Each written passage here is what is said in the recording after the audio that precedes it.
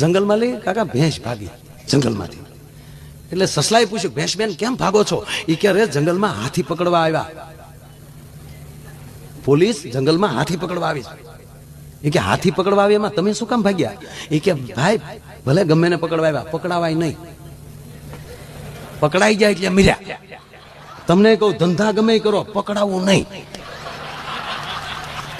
આ ભેંસ નું ભાગવત બોલવું છે.